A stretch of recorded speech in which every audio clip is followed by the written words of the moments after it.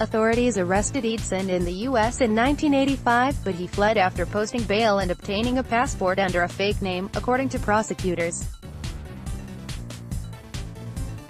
Eidson had lived a secret life as Michael Goldrick for almost 30 years in Australia and became such a beloved member of the town of Julatten in North Queensland, where he operated a health spa that two of Queensland's best-known politicians, federal MPs Warren Entsch and Bob Katter, publicly vouched for him after his identity was revealed in 2011. Loading Australian police took him back to the U.S. in 2017, and he pleaded guilty in January to conspiring to distribute marijuana and aggravated identity theft, prosecutors said.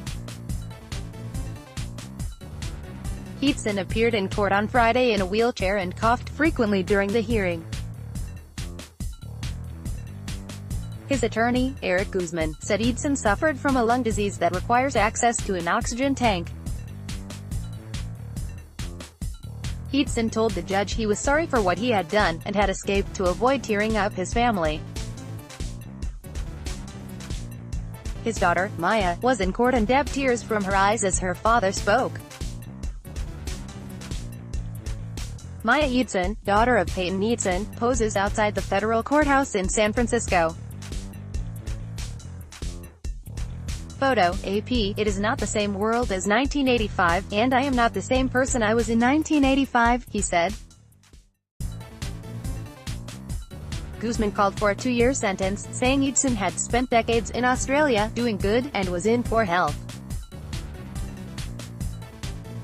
In court documents, Guzman cited a letter on Eidson's behalf by Entsch, who said Eidson had shown outstanding character for all the years he has lived in our country. Australian officials have agreed to allow Eidson back into the country after he serves his prison term.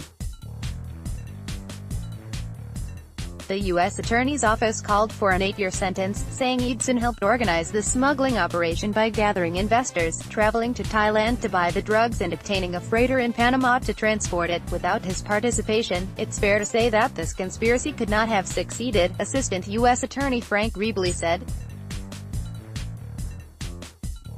Maya, 48, said bringing her father to the U.S. to face charges was excessive. He might have spent a few years on the wrong side of the fence, but he definitely tried really hard to make amends for all of that, she said.